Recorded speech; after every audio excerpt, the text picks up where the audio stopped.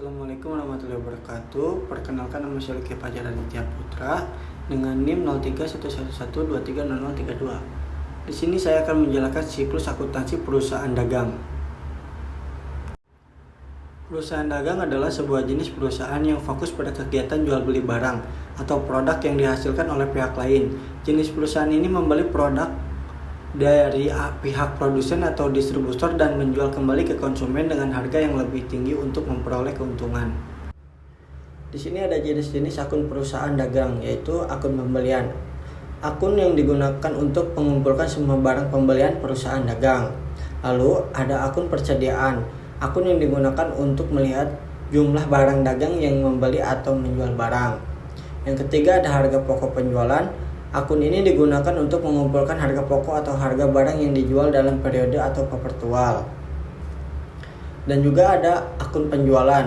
Akun penjualan yang digunakan untuk mengumpulkan penjualan perusahaan dagang atau di periode atau perpetual. Lalu ada potongan penjualan. Akun yang digunakan untuk mengumpulkan semua barang yang terjual secara diskon atau pengurangan harga yang diberikan dari pihak penjual kepada pembeli. Retur penjualan. Akun yang digunakan untuk mengumpulkan semua barang yang terjual yang dikembalikan oleh pembeli karena ada kerusakan barang. Lalu ada beban angkut. Akun ini digunakan untuk mengumpulkan semua beban angkut yang menjadi tanggungan pembeli. Lalu ada potongan harga atau potongan pembeli.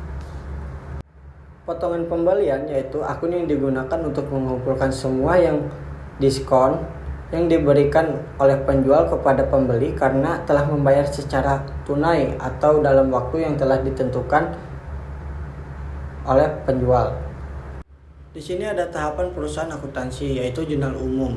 Adalah sebuah dokumen yang mencatat transaksi-transaksi keuangan dengan cara yang memungkinkan kita untuk melacak aliran uang yang masuk dan keluar uang dari bisnis. Buku besar. Buku besar akuntansi adalah alat yang digunakan untuk mencatat transaksi keuangan suatu perusahaan. Ini mencakup segala jenis transaksi mulai dari pembelian, penjualan, hingga transaksi kas. Buku besar ini menciptakan gambaran kunci tentang keuangan perusahaan, memungkinkan pemilik bisnis, manajer keuangan, dan akuntan untuk memahami posisi keuangan dengan lebih baik. Masih ada tahapan siklus akuntansi perusahaan. Neraca saldo. Neraca saldo adalah laporan yang berisi seluruh jenis nama akun beserta saldo total dari setiap akun. Laporan ini disusun secara sistematis sesuai dengan kode akun yang bersumber dari buku besar perusahaan pada periode tertentu. Lalu ada jurnal penyesuaian. Jurnal yang satu ini digunakan untuk mengetahui saldo catatan pada buku besar. Dengan kata lain, jurnal penyesuaian ini menjadi krusial di periode akhir laporan keuangan karena memuat berbagai informasi yang nantinya dapat digunakan sebagai dasar dalam pengembalian keputusan yang menyangkut keuangan perusahaan. Lalu ada neraca saldo setelah penyesuaian.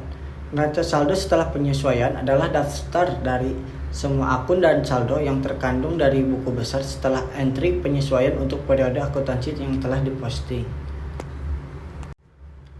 Lalu ada laporan keuangan. Laporan keuangan merupakan informasi yang berisi catatan keuangan dari suatu perusahaan. Laporan ini bisa menjadi bukti valid untuk memantau keadaan keuangan perusahaan.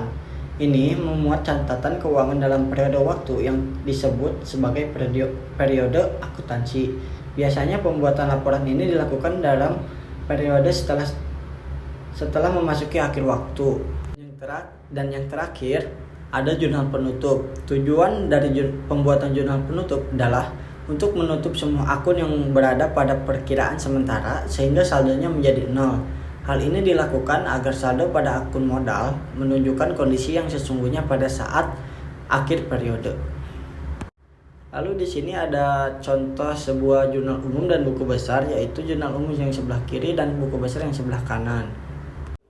Lalu yang sebelah kiri ada neraca dan sebelah kanan ada jurnal penyesuaian. Dan ini adalah neraca saldo yang telah disesuaikan, yaitu NSD. Lalu ada laporan keuangan, yaitu laporan laba rugi dan laporan ekuitas.